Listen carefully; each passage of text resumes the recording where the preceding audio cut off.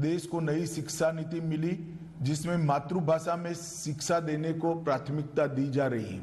राजभाषा विभाग ने अमृत महोत्सव के अवसर पर विधि, तकनीकी, स्वास्थ्य, पत्रकारिता तथा व्यावसायिक में भारतीय भाषाओं के प्रचलित शब्दों को शामिल करते हुए हिंदी से हिंदी बृहद शब्दकोश के निर्माण पर भी काम शुरू किया है और सुलभ संदर्भ के लिए एक अच्छे शब्दकोश का सृजन किया जा रहा है।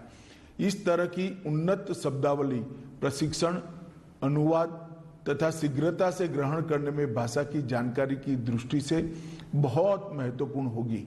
हजारों वर्षों से भारतीय सभ्यता की अविरल धारा हमारी भाषाएं, संस्कृति और लोक जीवन में सुरक्षित रही है।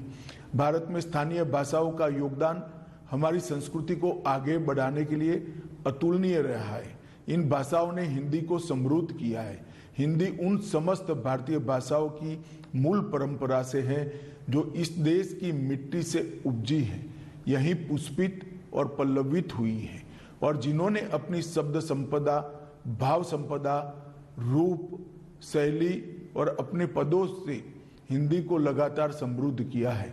राजभाषा हिंदी किसी भी भारतीय भाषा की प्रतिस्पर्धी नहीं है बल्कि उसकी सखी है और हमारी सभी भाषाओं का विकास एक दूसरे के परस्पर सहयोग से ही संभव है। प्रिय देशवासियों, हिंदी दिवस के इस अवसर पर मैं आप सभी का आह्वान करता हूं कि आप और हम मिलकर ये संकल्प ले कि अपनी भाषाओं पर गर्व की अनुभूति हम करेंगे। माननीय प्रधानमंत्री श्री नरेंद्र मोदी जी देश विदेश के मंचों पर हिंदी में उद्बोधन देते हैं जिससे सभी हिंदी प्रेमियों में उत्साह का संचार होता है। आजादी के 75 वर्ष पूर्ण हो चुके हैं और माननीय प्रधानमंत्री जी के प्रतिभाशाली नेतृत्व में आने वाले 25 वर्षों को देश के अमृत काल के रूप में मनाया जा रहा है। ऐसे में भाषाई समरसता को ध्यान में रखते हुए हिंदी तथा हमारी सभी भारतीय भाषाओं का विकास अत्यंत आवश्यक है। आइए आज संकल्प लें कि दैनिक कार्य में, कार्यालय के कामकाज में अधिक से अधिक काम हिंदी तथा स्थानीय भाषाओं में कर दूसरों के लिए अनुकरणीय उदाहरण प्रस्तुत करें और हमारी युवा पीढ़ी को भी इस रास्ते पर हम ले जाएं।